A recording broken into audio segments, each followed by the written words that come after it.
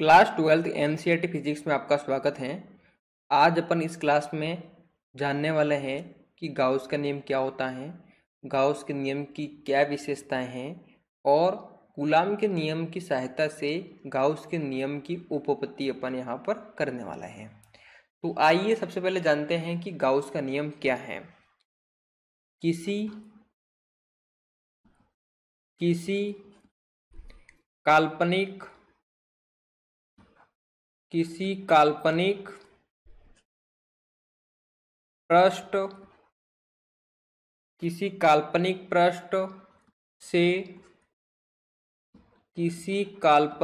पृष्ठ से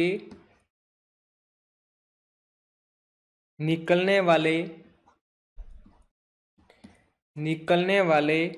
विद्युत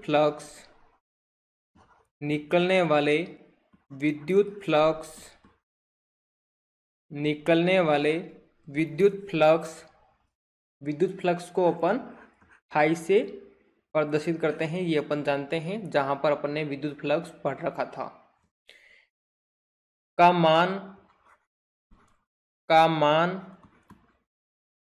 विद्युत फ्लक्स का मान उस पृष्ठ में उपस्थित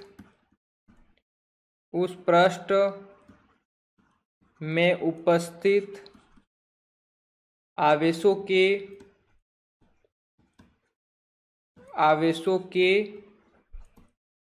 बीजगणितीय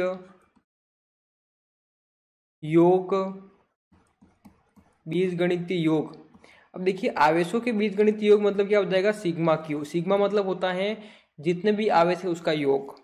वह बीजगणितीय योग सिग्मा क्यू वह निर्वात की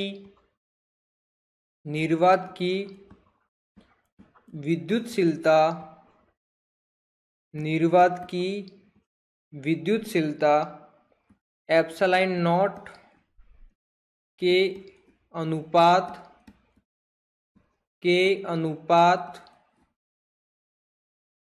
के बराबर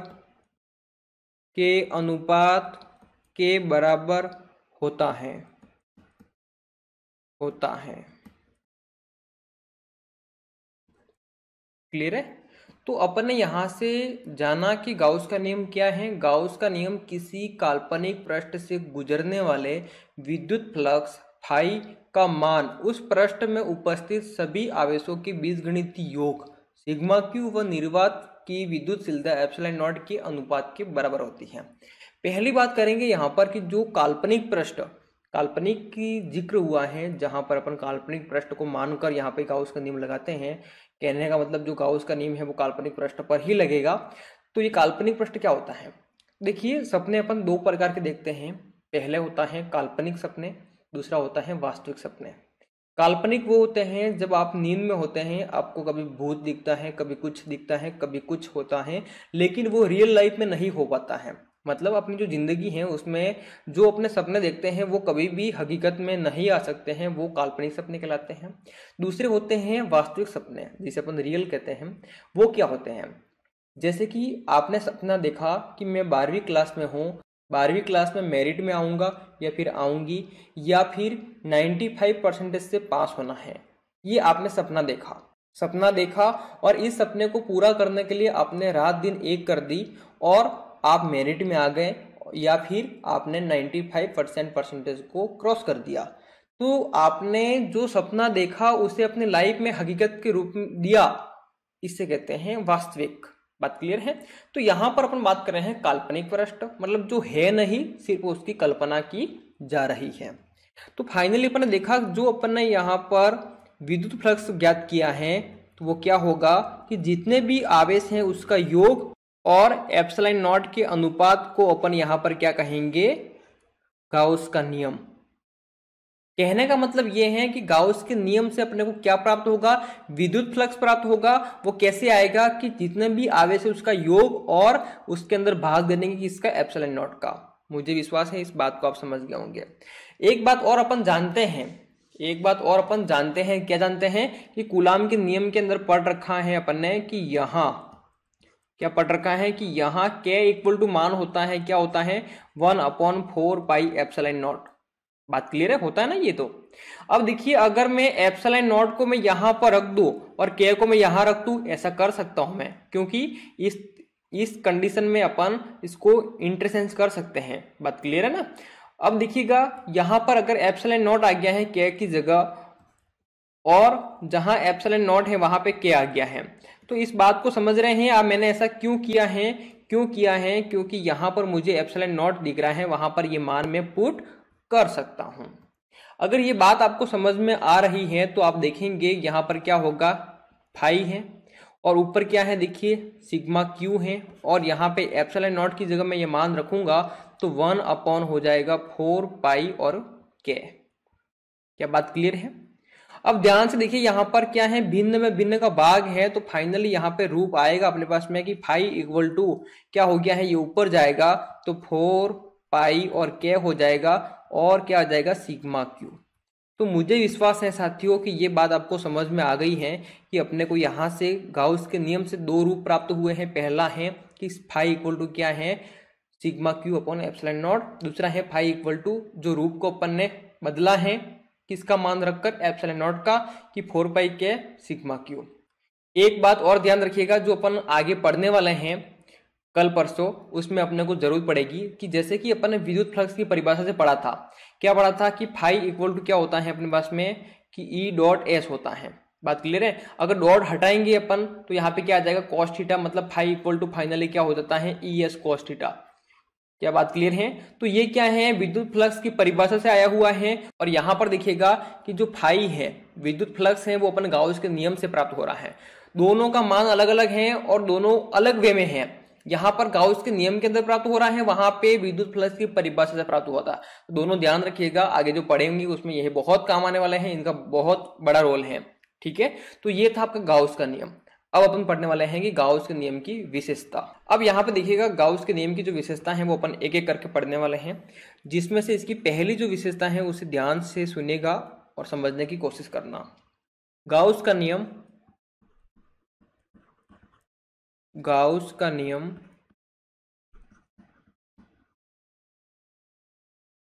गाउस का नियम केवल गाउस का नियम केवल बंद पृष्ठ पर ही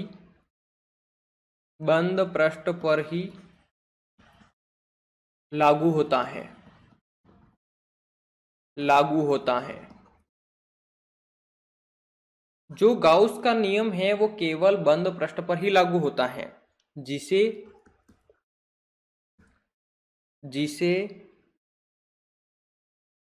काल्पनिक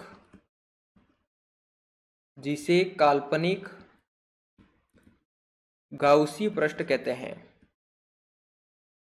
जिसे काल्पनिक गाउसी पृष्ठ कहते हैं। क्या बात क्लियर है? तो यहां पर अपन ने देखा कि पहली विशेषता है जो ये है कि गाउस का नियम केवल बंद पृष्ठ पर ही लागू होता है, जिसे अपन ने कहा है कि काल्पनिक गाउसी पृष्ठ। बात क्लियर है? दूसरी विशेषता देखिएगा निर्गत फ्लक्स से मतलब ये है कि गाउस के नियम से जो अपने को फ्लक्स मिलने वाला है, गाउस के नियम से जो अपने को फ्लक्स मिलेगा उसकी बात कर रहे हैं, निर्गत फ्लक्स है ना। निर्गत फ्लक्स का मान बंद पृष्ठ की आकृति पर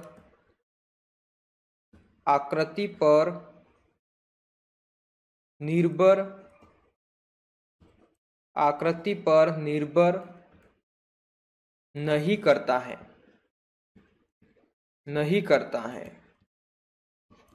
यहां से जो अपने को फ्लक्स मिलेगा वो जो आकृति है, किस प्रकार की आकृति है उस पर निर्भर नहीं करेगा।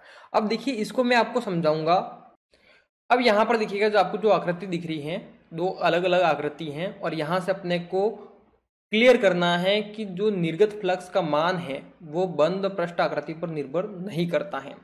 जैसे कि अगर यहाँ देखिए मैं कोई आवेश दे देता हूं जो क्या है प्लस क्यू है। क्यू आगे कुछ लिखा हुआ नहीं है, माइनस मतलब प्लस है। यहाँ पर भी जो आवेश है वो क्या है, क्यू है। अब यहाँ से मुझे जो यहाँ पर फ्लक्स मिलने वाला है, तो फाई इक्वल टू क्या होगा, यहाँ पर अपन जानते हैं कि सिग्मा क्यू मतलब आवेशों का योग। एक ही आवेश है तो क्या आ जाएगा, सिग्मा क्यू अपन क्या मिलेगा, एप्सिलॉन नॉट। अगर मुझे यहाँ पर नाम देना पड़े तो मैं क्या दूंगा, फाई वन, क्योंकि आकृति अलग है तो फ्लक्स अपन मानते हैं अलग अलग प्राप्त होगा। ठीक है, अपन आगे देखेंगे कि जो पॉइंट कह रहा है वो बात यहाँ पे प्रूव होती है या नहीं। अब देखिएगा, बात करते हैं इसके लिए मैं जो फ्लक्स मानूंगा वो F2 मान लेता हूं, और क्या प्राप्त होगा कि सिग्मा क्यू मतलब यहाँ पे कितने आवेश हैं, एक ही आवेश है तो क्या हो जाएगा, क्यू बटे क्या आ जाएगा, एप्सिलॉन नॉट। अपन ने यहाँ पे देखा कि आकृति कैसी भी हो यहाँ पे कोई फर्क नहीं पड़ेगा, यहाँ पर जो विद्युत फ्लक्स है वो सेम अपने को प्राप्त हो रहा है। तो फाइनली यहाँ पर क्या हो जाएगा, ध्यान से देखिए कि जो फाई वन है वो इक्वल टू क्या हो जाएगा, फाई टू के, और जो मान है वो क्या है, क्यू बाय एप्सिलॉन नॉट। तो इसने बात बिल्कुल सही बोली है। क्या बोली है कि यहाँ से गाउस के नियम के द्वारा जो बंद पृष्ठ की आकृति है वहां से जो विद्युत फ्लक्स निकलेगा वो दोनों क्या होते हैं, इक्वल हैं। मतलब आकृति पर निर्भर नहीं करेगा, आकृति कैसी भी हो अगर उसमें आवेश बराबर है तो विद्युत फ्लक्स वहां से अपने को बराबर प्राप्त होगा। इसका मतलब ये हुआ है कि यहाँ तक अपन ने देखा कि जो फ्लक्स है वो किस पे निर्भर करेगा, आवेश पर। बात क्लियर है। आगे बढ़ते हैं अगले पॉइंट की ओर। अगली विशेषता है नंबर 3, यदि यदि बंद पृष्ठ यदि बंद पृष्ठ में कोई यदि बंद पृष्ठ में कोई आवेश नहीं है, कोई आवेश नहीं है, या या विद्युत द्विध्रुव या विद्युत द्विध्रुव या विद्युत द्विध्रुव उपस्थित है तो निर्गत फ्लक्स शून्य होगा।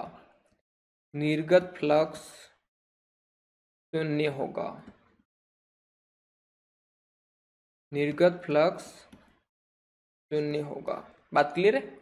यहाँ पर क्या बोला गया है, यहाँ पर बोला गया है अगर कोई बंद पृष्ठ है जिसके अंदर आवेश नहीं है, पहली कंडीशन, अगर आवेश नहीं है तो निर्गत फ्लक्स शून्य होगा, या फिर विद्युत द्विध्रुव उपस्थित है तो भी निर्गत फ्लक्स शून्य होगा। दो बातें बोली हैं, दोनों बातों को अपन प्रूव करेंगे। अब यहाँ पर देखिएगा कि दो अपने पास बंद पृष्ठ हैं जिसके अंदर यहाँ पे तो कोई आवेश है नहीं, और यहाँ पर अपने पास में जो आवेश है वो क्या है, कौन सा आवेश है, विद्युत द्विध्रुव है। मतलब एक तरफ माइनस क्यू होगा, दूसरी तरफ प्लस क्यू होगा। बात क्लियर है। और इनका दावा है कि इन दोनों से जो विद्युत फ्लक्स निकलेगी वो शून्य मिलेगा अपने को। तो अपन देखते हैं क्या सही बोल रहा है या गलत। अब यहाँ पे देखिए, यहाँ से मैं बात करता हूँ तो मुझे क्या निकालना है, फ्लक्स निकालना है। फ्लक्स क्या होता है, sigma Q upon epsilon not. अब देखिए सिग्मा क्यू, क्यू का मान क्या है, 0 है, 0 हो जाएगा, अपन में क्या आएगा, एप्सिलॉन नॉट। 0 में किसी का भी भाग दो, फाइनली जो अपने पास में फ्लक्स आया है वो क्या हो गया है, 0 हो जाएगा। बात क्लियर है। तो यहाँ से अपन ने देखा कि ये जो बात बोल रहा है, अगर कोई बंद पृष्ठ है जिसमें कोई आवेश नहीं है तो विद्युत फ्लक्स भी 0 होगा। बात क्लियर, सही बोली इसने। दूसरी बात को अपन प्रूव करते हैं। अब यहाँ पे देखिएगा जो फ्लक्स प्राप्त होगा वो क्या होता है, आवेशों का योग, सिग्मा क्यू मतलब आवेशों का योग। तो यहाँ पे योग करूंगा तो माइनस क्यू और क्या हो जाएगा, प्लस क्यू हो जाएगा। अपॉन में क्या है, एप्सिलॉन नॉट है। क्या बात क्लियर है। तो आप देख रहे हैं कि एक माइनस का है एक प्लस का है, तो फाइनली यहाँ पर जो आंसर आएगा, ऊपर तो 0 हो गया है, अपॉन में क्या हो जाएगा, एप्सिलॉन नॉट। तो 0 में किसी का भी भाग दो ऑल ओवर 0 होता है, तो फाई इक्वल टू क्या प्राप्त हुआ है, 0। तो अपन ने यहाँ से देखा कि दोनों बात इसने सही बोली है। अगर कोई बंद पृष्ठ है जिसमें आवेश नहीं है तो भी उसका मान क्या होगा, विद्युत फ्लक्स का शून्य होगा, या फिर अगर कोई बंद पृष्ठ है जिसके अंदर विद्युत द्विध्रुव रखा हुआ है तो विद्युत फ्लक्स का मान क्या होगा, शून्य होगा। तो ये बात आप ध्यान रखिएगा। आगे बढ़ते हैं अगली विशेषता की ओर।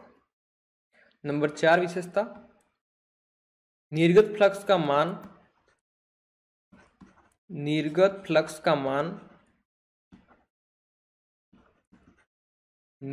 फ्लक्स का मान कुल आवेश पर कुल आवेश पर कुल आवेश पर निर्भर करता है निर्भर करता है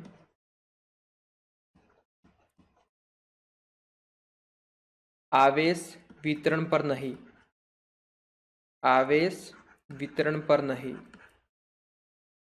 आवेश वितरण पर नहीं।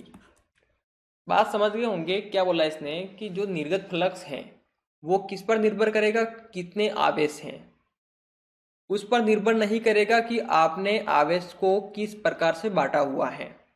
मैं आपको यहाँ पर प्रूव करके बताऊंगा कि ये जो बात बोल रहा है वो किस प्रकार से कहना चाहता है। अब यहाँ पर देखिएगा, यहाँ पर मैं आवेश का वितरण करता हूँ। यहाँ पर कितने हैं, 7Q आवेश हैं। यहाँ पर जो आवेश है वो क्या है, ध्यान से देखिएगा, 3Q है। और यहाँ पर कितना है, 4Q है। यहाँ पर जो आवेश है वो क्या है, 2Q है, 3Q है, 2Q है। बात क्लियर है। तीनों का जो आवेश वितरण है, मतलब आवेश को जो बांटा गया है वो अलग अलग है। अपन देखेंगे यहाँ से जो विद्युत फ्लक्स होगा वो इक्वल है या नहीं, क्योंकि अपन ने जो आवेश वितरण किया है, वितरण अलग अलग किया है लेकिन आवेश सेम है सभी का। अपन ने देखा है यहाँ पे 7 है, यहाँ पे 7 है, यहाँ पे 7 है। बात क्लियर है। तो यहाँ से देखेंगे इसका जो फ्लक्स होगा मैं φ1 नाम देता हूँ, तो क्या होगा, सिग्मा क्यू, मतलब टोटल आवेश कितना है, सिग्मा क्यू मतलब 7Q अपन क्या हो जाएगा, एप्सिलॉन नॉट। फाइनली प्राप्त हो गया है। यहाँ पे देखेंगे इस आकृति से प्राप्त होगा φ2, क्या आ जाएगा अपने पास में, sigma Q upon epsilon not, मतलब टोटल आवेश को जोड़ेंगे 3Q प्लस 4Q अपन में क्या आ जाएगा, epsilon naught. Finally φ2 equal to क्या हो जाएगा कि ऊपर तो है 7Q अपन में क्या आ जाएगा, एप्सिलॉन नॉट। बात क्लियर है। अब यहाँ पे देखिए इस आकृति से कैसे प्राप्त होगा, मैं मान लेता हूं φ3 प्राप्त होगा। क्या होता है, सिग्मा क्यू मतलब टोटल जो आवेश है उसका योग 2Q 3Q 2Q अपन में क्या हो जाएगा, ध्यान से देखिएगा, एप्सिलॉन नॉट। टोटल आवेश कितना हो गए हैं, 7। तो ध्यान से देखिए, आगे बढ़ता हूं मैं, कितना लिखूंगा यहाँ पे, 7Q अपन में क्या है, एप्सिलॉन नॉट। तो यहाँ पे आपने एक बात नोट की कि F3 का मान भी अपने को प्राप्त हुआ है, कितना है, 7Q बाय एप्सिलॉन नॉट। तो अगर तीनों को अगर एक नजरिए से आप देखो, तीनों का मान सेम है, तो यहाँ पर देखेंगे φ1 equal to φ2 equal to φ3 equal to जो मान प्राप्त हुआ है वो कितना है, 7Q बाय एप्सिलॉन नॉट। तो यहाँ पर देखिएगा इस बात पर निर्भर नहीं करेगा कि आवेश को आप किस प्रकार से बांट रहे हैं, इस बात पर निर्भर करेगा कि उसमें कुल आवेश कितने हैं। जो अपन ने यहाँ पे प्रूव कर दिया है कि आवेश को आप किस प्रकार से भी बांटो कोई फर्क नहीं पड़ेगा, आवेश कितने हैं उस पर फर्क पड़ेगा। ये अपन ने देख लिया है, यहाँ पे 7Q था, यहाँ पे अपन ने 2 भागों में बांट रखे 3 और 4 को, फिर भी जो विद्युत फ्लक्स यहाँ पे प्राप्त हुआ है वही यहाँ पे हुआ और वही यहाँ पे हुआ। क्या बात क्लियर है। आगे बढ़ते हैं अगली विशेषता की ओर। अगली विशेषता है नंबर 5, बंद पृष्ठ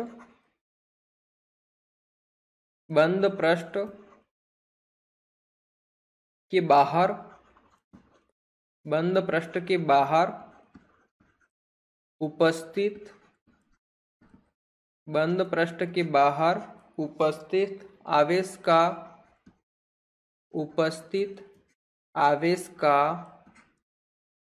फ्लक्स पर कोई प्रभाव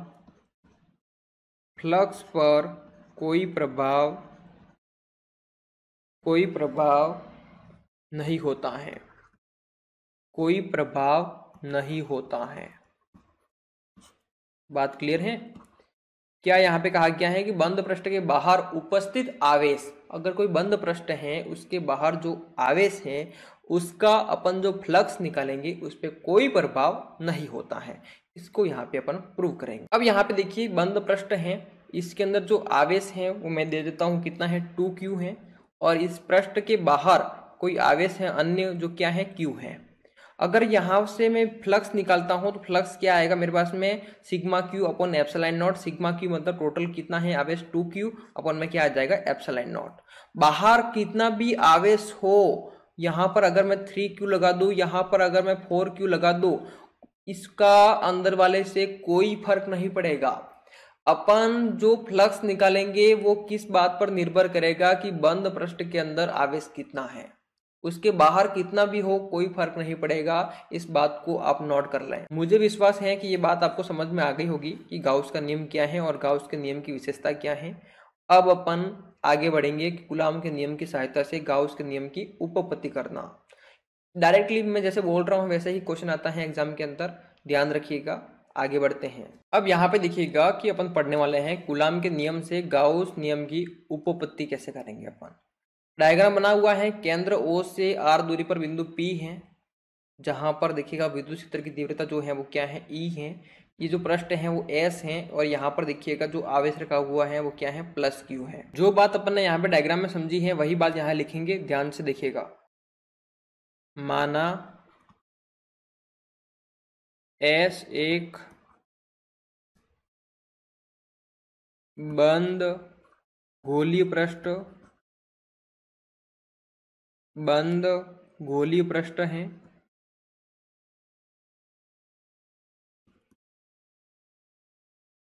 जिसके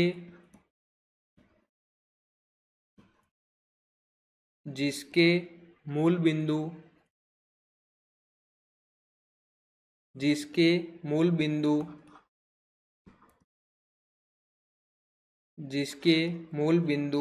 O को प्लस Q आवेश दिया गया है। मूल बिंदु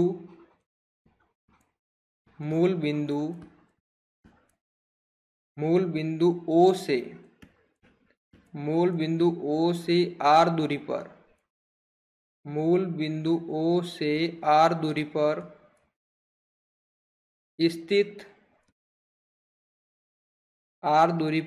स्थित बिंदु P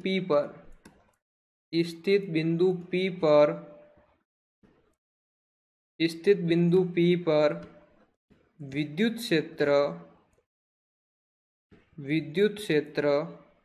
की तीव्रता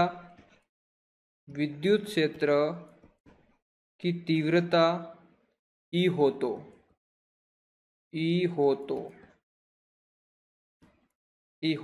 अब देखिए यहाँ पर अपन ने यहाँ पर वही बात लिखी है जो डायग्राम से अपन ने समझी थी कि S एक बंद गोलीय पृष्ठ है जिसके मूल बिंदु O पर प्लस Q आवेश दिया हुआ है।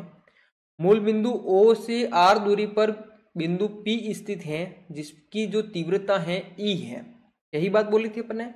अगर बात करें अपन कि इसकी जो तीव्रता है वो E है तो इस कंडीशन में अपन यहाँ से कूलाम के नियम की सहायता से विद्युत क्षेत्र की तीव्रता जो अपन ने ज्ञात की थी वो अपन यहाँ पे लिख सकते हैं। कूलाम के नियम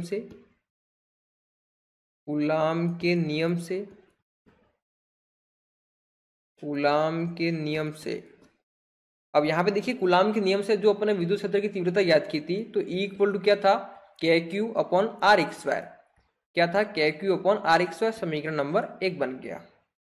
अब देखिएगा थोड़ा सा मैं आगे बढ़ रहा हूं। अतः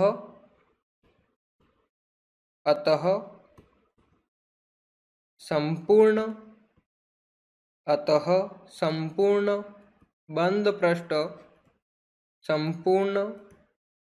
से होकर गुजरने वाला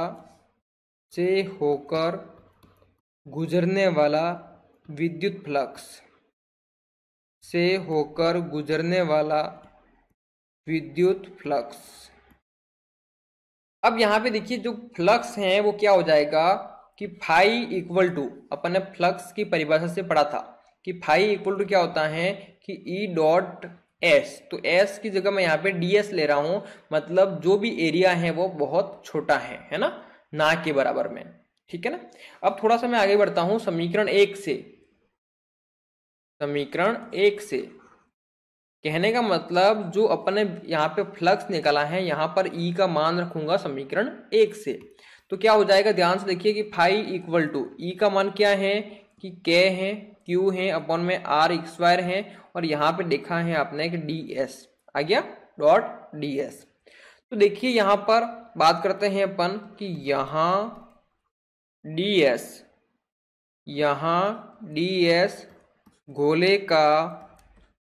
गोले का क्षेत्रफल है। क्या है? गोले का क्षेत्रफल है। अब देखिए जो गोली पृष्ठ होता है, अपने कहा है ये बंद गोली पृष्ठ है, मतलब गोला है, और गोले का जो क्षेत्रफल होता है वो क्या होता है कि 4πr²। क्या होता है? 4πr²। अगर मैं यहाँ पे मान पुट करूंगा तो फाई इक्वल टू क्या हो जाएगा, KQ अपॉन में क्या हो जाएगा r², इंटू में यहाँ पर क्या आ जाएगा, ध्यान से देखिए 4πr²। क्या बात क्लियर है? और यहां से अपन एक बात और जानते हैं, क्या जानते हैं, ध्यान से देखिएगा कि यहां अपन जानते हैं कि k इक्वल टू क्या होता है कि 1/4πε0 होता है, कूलाम के नियम के अंदर पढ़ रखा है। तो अगर ये मान मैं k की जगह रखूं तो क्या मिलेगा मुझे कि फाई इक्वल टू क्या आ गया है 1/4πε0 आ गया है। अब देखो k का मान रख दिया है, फिर क्या रहा Q/r², है ना, तो इंटू लिख दूंगा Q अपॉन क्या है r², और इंटू में मुझे दे रखा है 4πr²। अगर ध्यान से आप देखें यहाँ पर कि 4π से तो 4π कैंसिल हो गया, r² से r² कैंसिल हो गया, रहा क्या, तो फाइनली आंसर आ गया है कि फाई इक्वल टू क्या है Q/ε0। तो साथियों देखिए फाइनली अपना आंसर आ गया है कि फाई इक्वल टू क्या है Q/ε0। तो अपन ने गाउस का नियम जब पढ़ा था तो मैंने आपको बताया था कि गाउस के नियम से अपने को क्या प्राप्त हुआ था कि phi equal to sigma Q/ε0। तो वही बात अपन यहाँ पे ले आए हैं, मतलब कूलाम के नियम से अपन ने गाउस के नियम की उपपत्ति कर दी है, उसको सिद्ध कर दिया है। क्या बात क्लियर है? मुझे विश्वास है आज की क्लास आपको बेहतरीन तरीके से समझ में आई होगी। अगर समझ में आई है तो वीडियो को लाइक करना है, कमेंट्स करके बताना है, और अपने दोस्तों के साथ में शेयर करना नहीं भूलें। अगर आपको ईमानदारी से पढ़ना है इसी तरीके से तो आपको मेरी हेल्प करनी होगी, मुझे सपोर्ट करना होगा वीडियो को शेयर करके, दोस्तों को जोड़ के, है ना। बात क्लियर है? मिलते हैं अगली क्लास में, तब तक अपना ध्यान रखें और पढ़ते रहें।